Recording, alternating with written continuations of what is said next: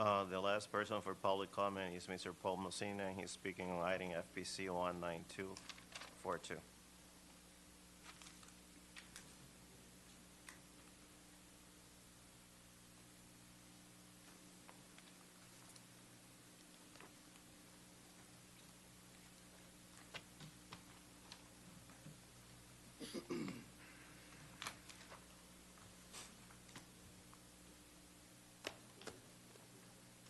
Different from what you sent us this morning? It's the same one I sent you this morning. Oh, I appreciate you. Thank you very much. I didn't know for sure. That's the latest and greatest one. So, please proceed. Thank you, sir. I'm speaking about the asset forfeiture SOP today, and the asset forfeiture is a very complex and potentially morally challenging aspect of law enforcement. And I want to call your attention to some of what I see as deficiencies in the SOP as it stands. I happened to be at the Finance Committee meeting back in July when Chief of Staff Desiato was speaking, and he defined three kinds of cases: straight state cases with no federal involvement, state cases that are referred to federal jurisdiction, and federal cases start to finish. And I'm proposing that those three scenarios are not clearly defined, and explain the procedures relative to those three scenarios are not explained in the SOP. For example, for straight cases, Nick says we're not doing straight cases anymore. They don't have a prosecutor. That's one change you'll notice from the former SOP, that the Corporation Counsel will no longer do these cases. So I think the SOP should say we don't do any more straight cases. If that's what the Chief of Staff is saying. The second one is state cases that are referred to federal jurisdiction. The laws of Wisconsin 2017 Act 211 apply in these cases where state cases are referred to the federal, are adopted or referred to the federal, and the procedures relative to that legislation should be enumerated in the SOP. And lastly, I think that what Nick calls the federal cases start to finish, that needs to be defined. What are those cases? What are the requirements for the equitable sharing agreement, the relative documentation that needs to be provided. And so with that, keeping in mind the three different basic categories of asset forfeiture proceedings that the MPD can engage in, I think the definitions need to be updated. Define what is a criminal forfeiture, what's a civil forfeiture, what's a civil judicial forfeiture, what are administrative forfeitures, and define what a straight case is and explain they're not doing those anymore. Define what refer and adoption mean and when state cases move to federal. Define federal, start to finish. Define what it means for a member to be a member of a task force. What does that mean? Are they deputized? Define what you mean by HIDA. Are you talking about the former narcotics division? When Chief Morales took over, he renamed the narcotics division to be HIDA. Or are you talking about the ONDCP's high-intensity drug trafficking area program? Are you talking about the federal program and the Southeastern Wisconsin Regional District? Or are you talking about the HIDA division at MPD? I think that should be clarified. I'm also asking, are there any standard operating instructions or standard operating directives relevant to SOP 765? So that's another area of enumeration of rules and procedures. I'm just asking if there are any. Have you looked at them? Do they exist? And I want to call your attention to a couple of things that have really got my attention in the SOP. I'm on the bottom of page 2. It says SOP 765, federal money seizure requirements, $1,000 and above from one person with no arrest and reasonable suspicion. It proceeds from drug trafficking. So there doesn't have to be arrest. There just has to be a reasonable suspicion. And then if the amount is over $1,000, the police can take it. And that is not in harmony with the DOJ DOJ language that I refer to on the top of page 3. If you go to the electronic version of the document, you can go right to the source. And there it says that that the minimum is $5,000 unless the person from whom the cash was seized either was or is being criminally prosecuted. So, there's a contradiction between the MPD's position that you can have your assets confiscated without even being arrested, and So I think I just wanted to call your attention to that. And in 765.15, asset forfeiture procedures, it says, if money in the amount of $1,000 or above is found during an investigation, I'm sorry, I didn't say that well. Members shall notify their shift commander in the following circumstances: if money in the amount of $1,000 or above is found during an investigation. I mean, this is an open-ended opportunity to escalate, and does the discovery of $1,000 mean that the person in possession of the money now has to prove that their property is innocent? Has the burden of proof shifted from the police to the person who is under suspicion? It seems that it's very open-ended.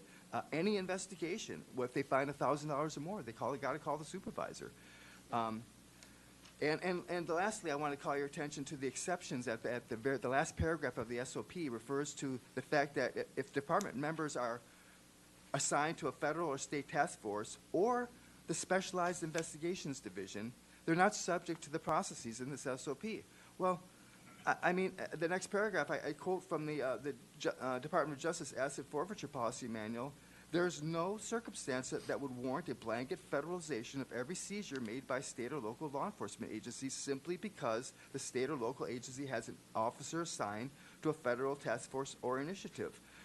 And so that's one aspect of it. And what else is very concerning is that the change in this SOP from the previous version is the inclusion of the Specialized Investigation Division.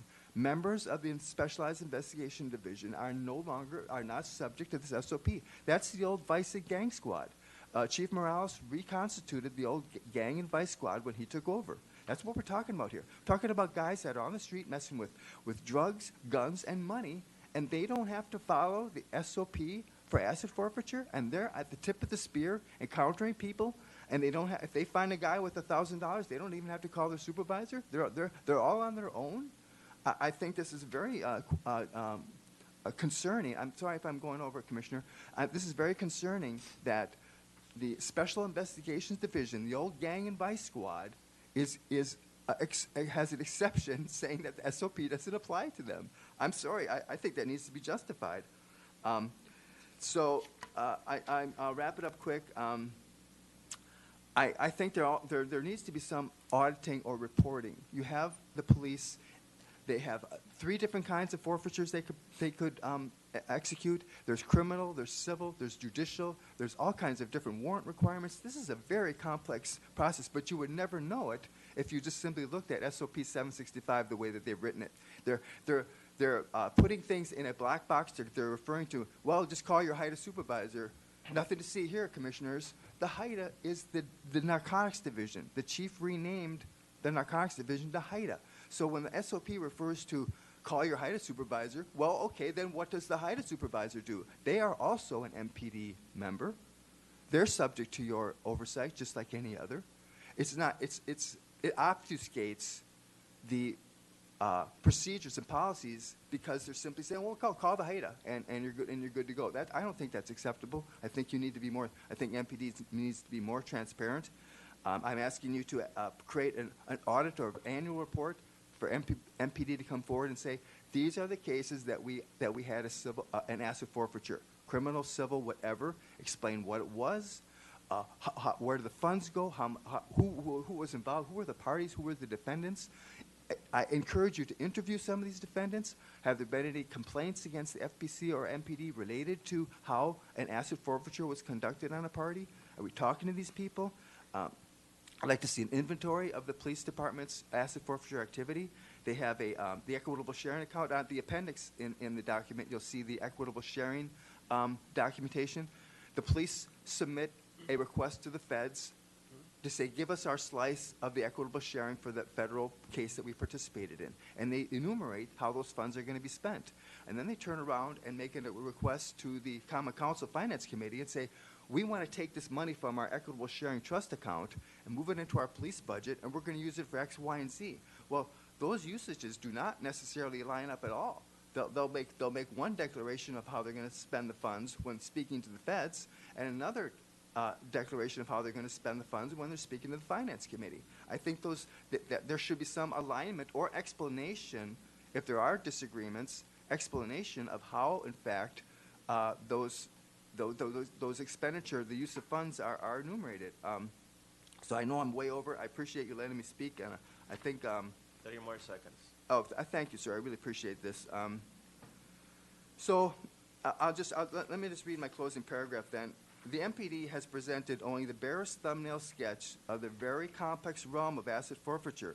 They have not defined terms necessary for understanding the domain. They delegate actions to HIDA, which is just the new name for the Narcotics Division, as if it were a black box into which FPC commissioners should not attempt to look. They are asserting authority to seize assets without an arrest on reasonable suspicion. They have not explained the disparities between their SOP and the DOJ's SOP. There is no reporting of any asset forfeiture-related activity back to the FPC board for review. They have not provided a justification for the exceptions made for some department members. In fine, the MPD's proposed SOP 765 is woefully lacking in the detail necessary for it to serve as a useful guide to members and to provide the board of FPC commissioners the insight they need to oversee compliance. I appreciate you letting me go. I know I went way over. Thank you very much for your time. Thank you, Paul. Thank you. All of you who are concerned about the issue in the next FPC meeting, next item, please. Thank you. And item 4, FPC 19242, resolution to amend standard operating procedure 765, asset forfeiture. So do we have someone from MPD presenting that?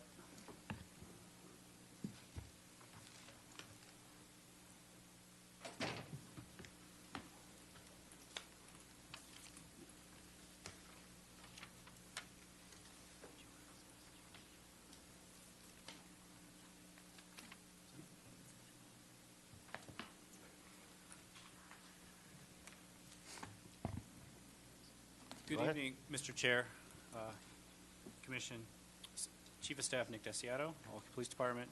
Also joining me at the table to my right is Lieutenant Sean Doyne. He is one of our subject matter experts when it comes to asset forfeiture. What's before you today is some amendments to SOP 765 titled Asset Forfeiture. I'm happy to highlight some of what the key changes are and then obviously address any questions that this committee here would like. So just as a brief overview, some of the substantial changes here are, since the last approval of this SOP, the Milwaukee County Corporation Council has advised that they will not be pursuing asset forfeiture, so the references to them, both of us referring cases to them, and then the procedures for the Corporation Council have been removed from this SOP.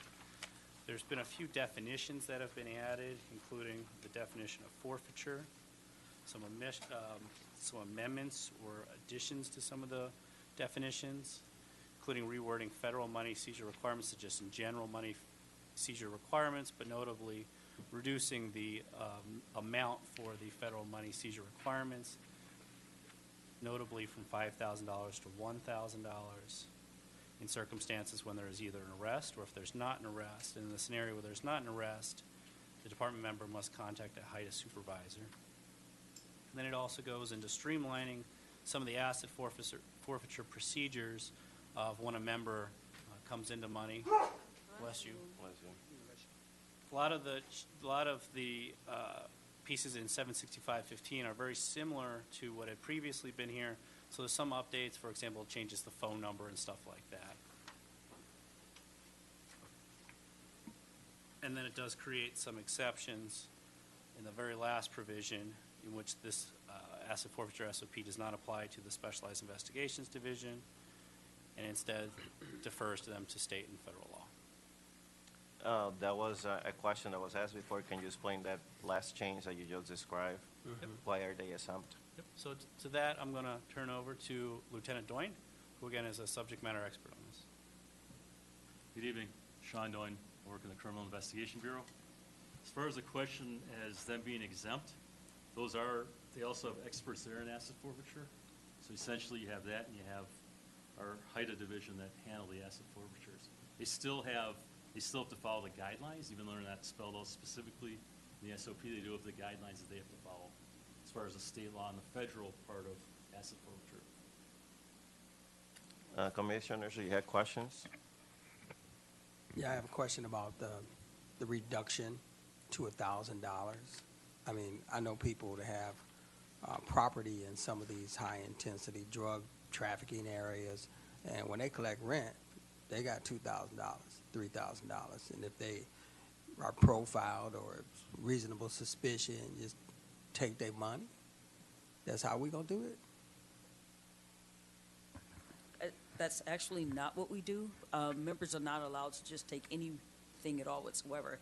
Before a member can seize or Okay. take any property, they need to call their shift commander. Okay. But they reasonably suspect this person because they got money on them. Well, there's going to have to be more than that, but that's why they call their shift commander, who is usually a Can lieutenant. you explain what more is? More evidence of a specific crime that's being committed. Okay. So you can't just, So they just can't be like, in a nice car right, and look a certain way no, that's not, and no profiling. no, Okay. that's not allowable. That's a big concern of mine. Yeah, you that's know, not because- allowable. Because most of these areas are in areas of in black neighborhoods and brown neighborhoods. Yes, members are not just allowed to arbitrarily just take money or assume that an individual who has money is committing some sort of illegal So it would act. have to be like a transaction or something that you see. We'd have to have some sort of cause Okay. to, Okay. and then they contact the shift commander. Okay. So they're not out there arbitrarily making decisions. All right. So now there was a question, I'm sorry, Commissioner, he asked why 1,000, where that limit came from. It was 5,000. Yep, so With the that's feds. coming from the 2019 Asset Forfeiture Policy Manual, the front page here. I'm going to read verbatim, there's a 5,000 mark and a 1,000 mark. It's cash, and it's one sentence. Minimum amount must be at least 5,000 unless the person from the cash was seized either was or is being criminally prosecuted by state or federal authorities for criminal activities related to property, in which case the amount must be at least $1,000. So in the event that there's a prosecution, this is the first of the two parts that reference the $1,000. What This page is- are you looking at, sir? So this is the federal guidelines. So this is not our That's what you're SOP. looking- Oh, I'm so sorry. Go ahead. Yep. So the 1,000 and above from one location with arrest for a qualifying charge, that's what's syncing up here. So the distinction here is whether there is no arrest and reasonable suspicion. The caveat on that is that it needs to be referred to HIDA. So there are exceptions to this 1,000, and it is built into the federal manual as well.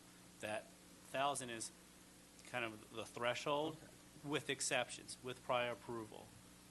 And that's something that perhaps Lieutenant Doyne can speak to as well. So each minimums, like in every federal guideline, is wrought with exceptions. So we wanted to give ourselves that flexibility, but in order to ensure that we're complying, we want to reach out to our experts. We want to reach out to HIDA and make sure that we are in compliance with what the federal rules are for that.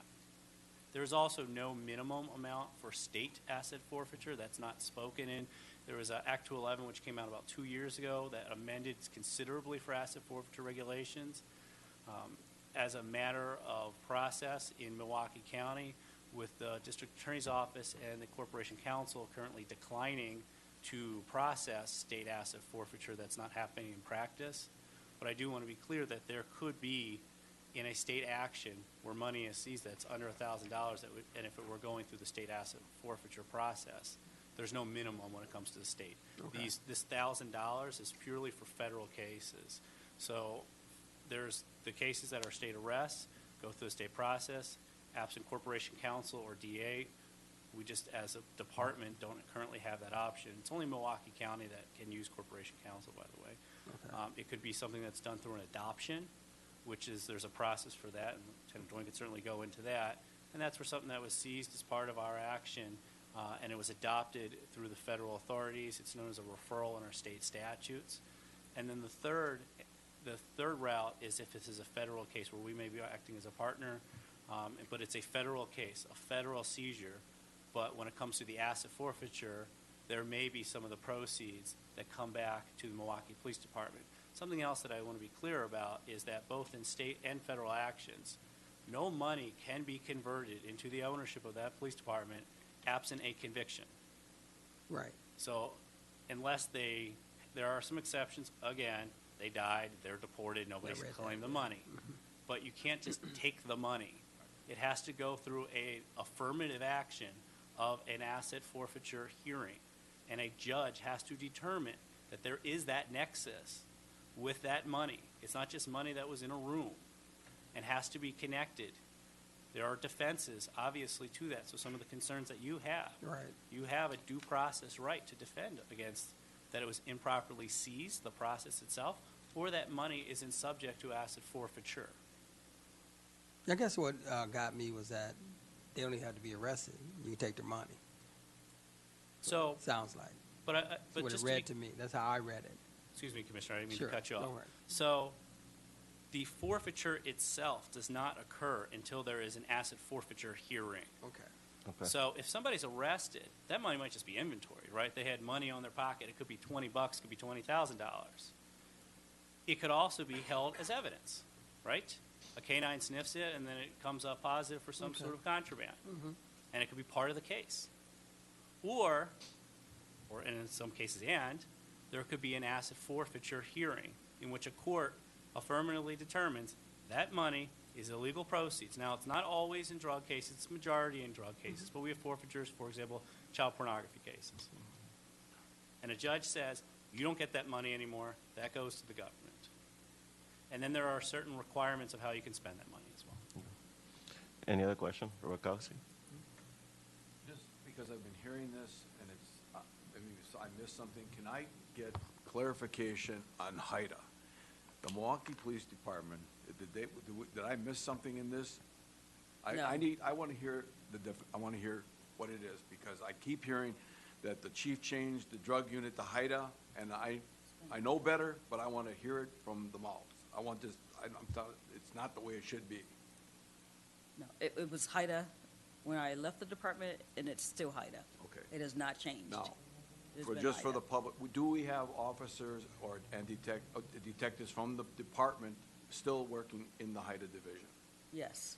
Thank you. We don't have a drug unit in the building called HIDA. No. Thank you. Okay. Any other questions, commissioners? There are no other questions. May I have a motion on the matter? I move to approve. I had a discussion. Oh, you have a question? I had a question. Okay. Um, We'll hold that motion. please. It was another suggestion about auditing and reporting to us, you know, how many cases there were, and how much assets that you gained every year. Yeah, so to that end, it's under state statutes in Chapter 961 and 973. Anything that was, since we're not currently doing state asset forfeiture, we can put that aside. Anything that's going through what's known as the adoption process, which is that we were engaged in the federal, there was a federal asset forfeiture action, that has to be reported to the Department of Administration.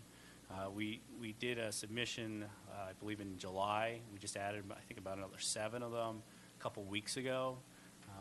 There is going to always be a considerable lag time because as part of that reporting requirement, it's the total amount of cost of that investigation. So this is for something that was post Act 211, so the case initiated a little less than 2 years ago, but has since concluded, and we know what all the costs are. And so there's always going to be months, year, possibly years, until we know what those costs are. So while it may seem like it's few and far between that these are reported, it's because there's simply a long time that these cases process, so we can give the total cost of that prosecution. So those are, I mean, you can go in the Department of Administration, this is the state, Yeah, I have. and those are publicly accessible there. And then we also, before the Common Council, provide an annual report. I think we have one coming up in the next month or so from the federal and anything that was still carried over from the state side. So we do report those, and those are publicly accessible. Okay, some of the money goes to, that you get to keep. With the state, does it go to like education, some of it? So those are only for Because you say you're not doing state anymore. those are for the state cases. It's the state fund. There are different rules on whether it was money seized, whether it was property, whether it was under Okay. Chapter 961 as a Okay. Uniform Control Act, whether it was under any other type of offense. So there are formulas for that. Just like there's formulas for federal asset forfeiture of what Right. percentages go to whom. Okay. Any other questions, Commissioner Cockcroft? Yeah, who's doing all the oversight? Are we doing the oversight, or is it the finance, joint finance? What do you mean by oversight? You know, of how much, you know, that you're bringing in, how many, you just got to go to Department of Administration and look at that? Is that what So you're saying? Department of Administration, we would be filing for any type of adoptions. Okay, But again, there's always going to be delay because you have to know what the costs are. You don't know what the costs are until it's done. But Okay. otherwise, through the Finance Committee, we publish our documents there, and we have our accounting that comes through annually. does any of the money come back to the city? It goes by, so federal asset forfeiture rules go to the police department. It cannot be used to reduce the amount of the city's budget, so you can't have any supplanting. So by federal asset forfeiture regulations, it has to go to the police department without outside influence. Okay, so. But it's subject to approval from the council because we need a resolution to move the money for us to allow to buy specific items. So we present of exactly what we're going to purchase. So sometimes it's technology pieces, sometimes it's equipment pieces. A portion of it goes towards each of the community, the police districts. We allow each police districts to reach out to the community, Okay. and they have a say. Okay. So I think another part of your question is, we can give up to 25,000, I think, a year towards a community group. What I'm about, sure. But that's the limit. can any money go toward reducing all the settlement costs from the police department? With No. the lawsuits? That'd be they'd probably consider that supplanting. Okay. There's not, the way it works is they have a system called eShare on the federal side, and every federal seizure is entered into eShare. So then that's tracked sometimes for years. So some cases have taken like 3 years. It tells you the status, and finally you'll get the final decision on it. Usually that decision will be, let's say Milwaukee Police Department, you get 10% of that total. So let's say Wauwatosa is involved, they might get 5%. So it really depends on what the agreement is. As part of HIDA, there are agreements in place that determine who gets how much. I think there is still a question lingering that hasn't been answered, which is the fact, once you go to Common Council and say, I'm going to use for equipment, how do we know you used it for equipment? Is there an audit in place? Is there any monitoring process in place? That's why I think what Commissioner Cockcroft was trying to ask. Audience as well. So we can't purchase it absent, because for our purchasing requirements, typically we get approval on the back end, as in we want to buy $20,000 of widgets. So we appear and say, here's what we want to use this money for. Generally, with asset forfeiture, it's actually even more transparent because we do it on the front end. We want to move all, because I think we did about $550,000 last year, give or take. It depends on what our needs are. Depends on what the balance is. And depends on the urgency. And so we detail what everything that came across. We can't buy it unless there was that council approval. So for example, gosh, I have something that's in purchasing right now that was one of our items. I think it was for our bomb suits, which was, we talked last year publicly about it. I think we purchased 2 of them for and that's going through the purchasing. And it needs to have gotten that pre-approval from the Common Council. Obviously, any of our purchases are subject to oversight from the controller. We're currently getting audited on our overtime from the controller. So there are those measures. Obviously, you're an oversight organization, and you have a broad array of options of what your oversight is going to be. So Commissioner Cockcroft, does that address your concern, or are you asking for us to develop some system to audit them regularly? Well, that would be a good suggestion, to the same thing that you give to the Common Council, if you can bring it to us as far as the audit. When they audit, you would just share the information with us. I think that's the main thing, is sharing information. You're talking about for an audit for what? I mean, for example, we currently have an overtime auditor, Executive Director Aldretti is part of those. We meet daily on that. You mean daily on what? I'm so sorry. on what? This is for an audit. I mean, an audit, or a legitimate audit, like it's public, it's that we have an overtime audit. and there will Okay. be a public report on that. Just, So are you just I'm just asking us taking a to report. Tell you what we're purchasing? Yeah, Give you the that's same it. information That's we all give to it the is, common yeah. council? Yeah. Is that what you're asking? That's exactly what I'm Okay. asking, I yeah. think we should be able to do that. Okay. We can do either the presentation or give you the entire file, so absolutely. Because, you know, a lot of the public doesn't get to go to these meetings, the common council. I don't get to go to those, and it would be nice to see that, and then we can share it with the public. We're happy to share that. And if I can make Is one it on the thing clear. website? Is it on the website? Yeah, Not on ours. okay, It's on Legistar presentations. Okay. So all of our, that'll work. the written requests and then the presentation, which fleshes out more information, as well as the video.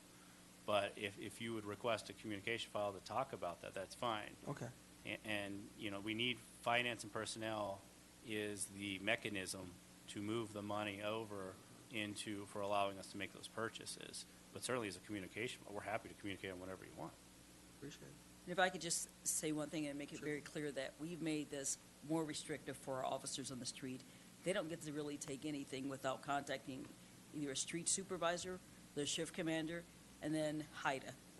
So we made it very restrictive for them. You don't get to just arbitrarily take someone's property or take someone's money and decide that it's proceeds of a crime. You need to make sure that you have the elements for those crimes or a specific crime met, and then you still have to get that guidance. Chair. Commissioner McKenzie? So it's my understanding as you are amending this procedure, it is more in lock and step with what the federal government is looking for, HIDA. Is that correct? The federal government, yes, the federal guidelines.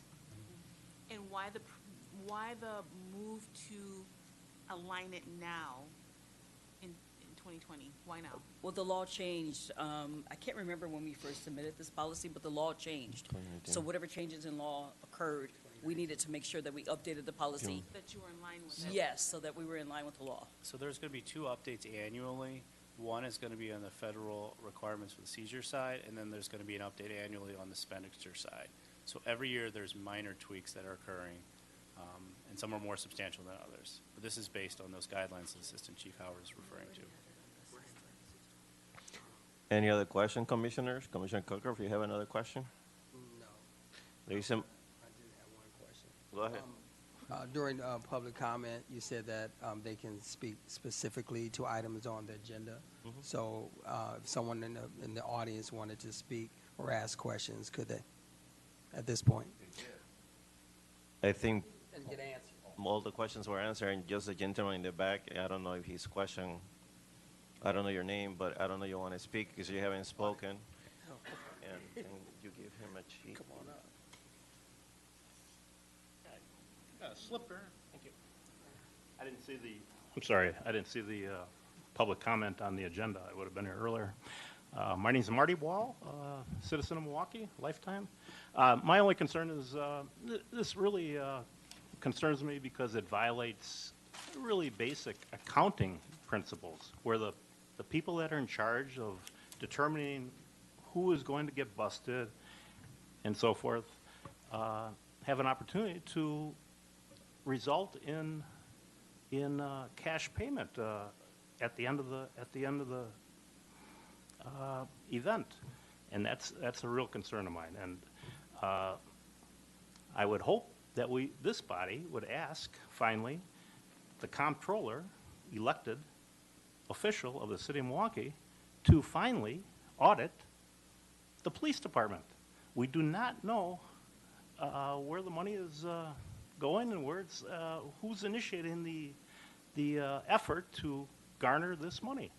So I appreciate what was said about offering something to the Finance Commission, but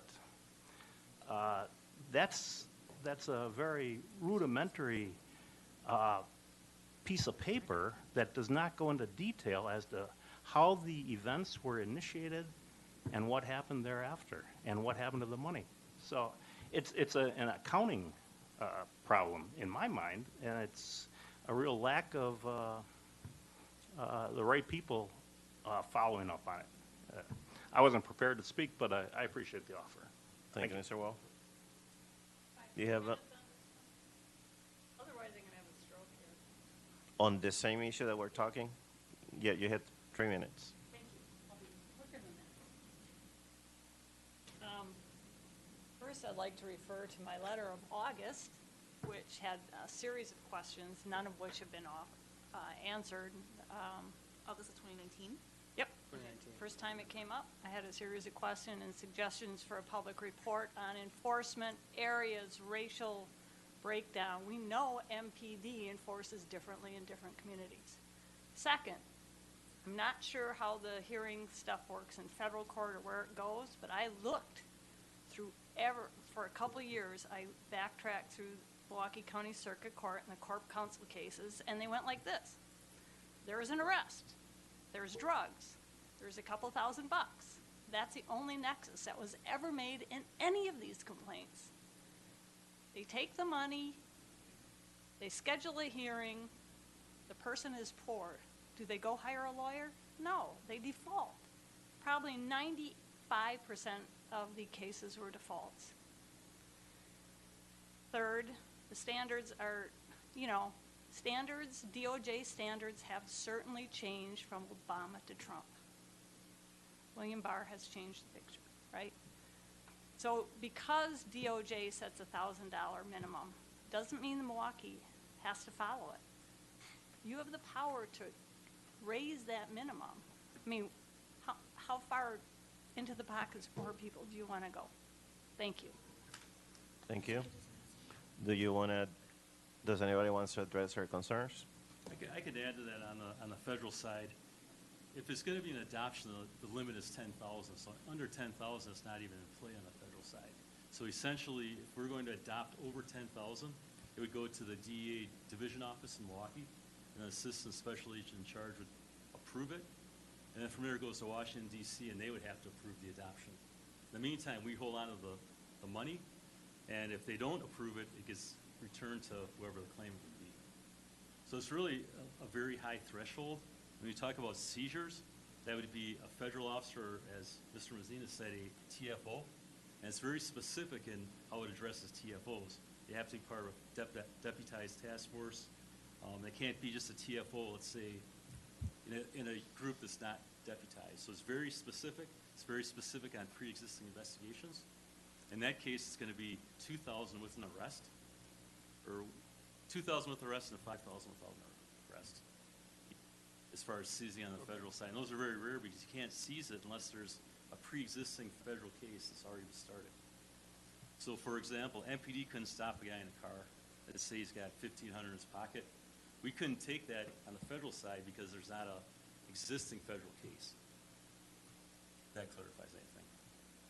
Any other questions, commissioners? Any other comments from you, MPD? Nope. Anything else? No. Okay. So if I remember correctly, you can correct me, there was a motion on the floor. There was no second. So the motion's still on the floor. Do you keep your motion? Okay. Bukowski? What was the motion? Motion to approve.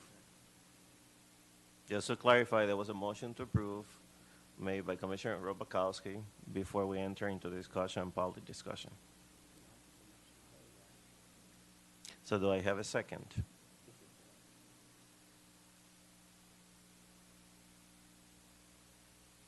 I had to ask again, do I have a second?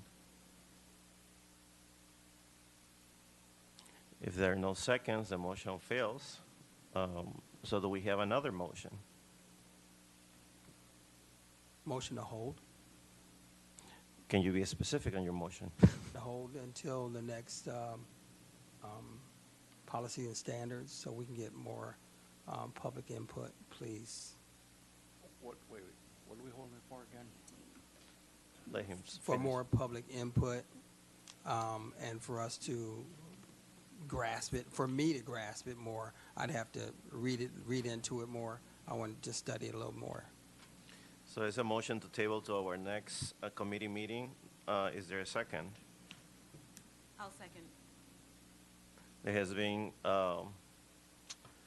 motion and a second. Anybody abstains? I will. You won? I will. You would abstain? Okay. Anybody opposes? Okay, so this one abstain, I will vote no, nay. So we have, so nay not to hold it over. Oh, So motion fails, right? Yes. It's 2-2. So now we look at you and your wisdom to tell us what our options are now. Well, good evening, Assistant City Attorney Eleni Christopoulos. A little shorter than that. So the FPC rules don't really give a lot of guidance in terms of committees. Technically it could be put on an agenda, but currently there is, to my knowledge, no other motion. You've moved to approve, moved to hold.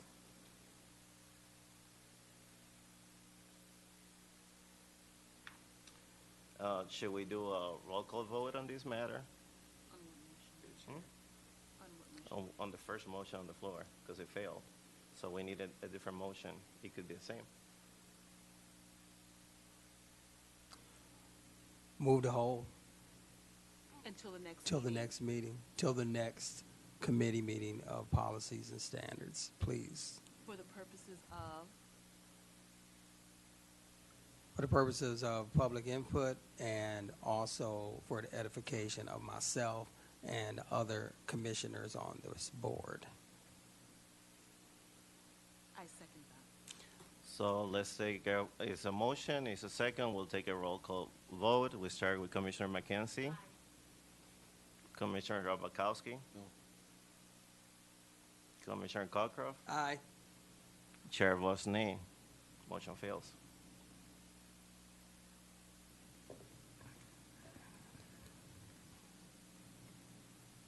Move to adjourn. Do we have anything else on the? So well, this item, I wasn't the one who set up a committee meetings that were even, so I didn't create this situation. So my understanding is that motion fails, it fails. So we have, at this point, we have no accord either way.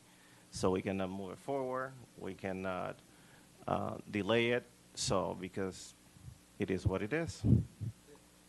So if the city attorney doesn't have any other advice, I guess it gets delayed. Mr. Chair, it could certainly be on an agenda, but it's not moving forward this evening. Can you clarify what you mean it can be on the agenda? Another agenda. Another agenda. Meet for the main meeting. It could be on the main meeting, if it's put on the agenda, or it could be on another committee meeting. Well, since there is no agreement with this body, and I think Commissioner Cockcroft was referring to the entire body, I think it should be placed on the regular agenda of the next meeting of the Fire and Police Commission for further discussion and input. Currently, the FPC rules defer to the chair to put together the agenda, but certainly someone could make that Well, request. that will be up to the chairman of the commission to accept my proposal.